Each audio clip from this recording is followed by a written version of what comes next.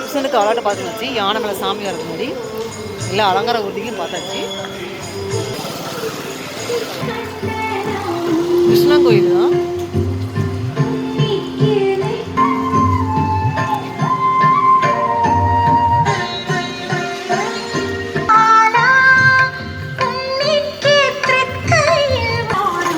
கிருஷ்ணனுக்கு அவ்வளோட்ட பார்த்துச்சு.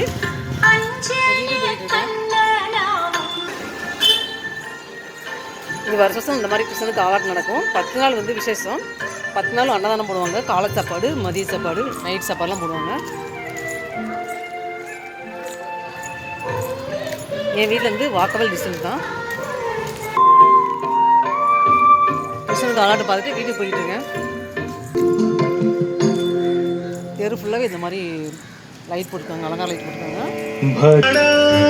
ஸ்ரீராகம் பாடும் சந்தம்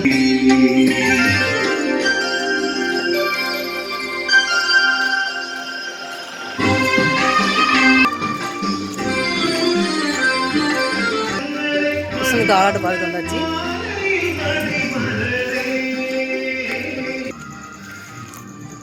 வீட்டுக்கு வந்தாச்சு.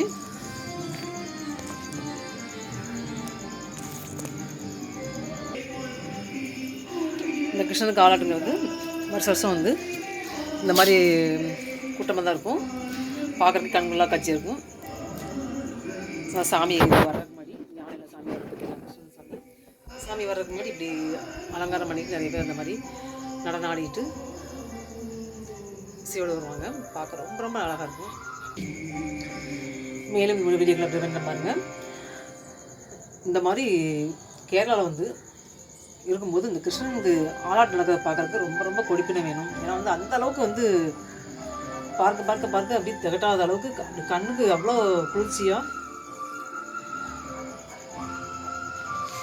சின்ன குழந்தைங்க அந்த அளவுக்கு விரும்பி பார்ப்பாங்க. அந்த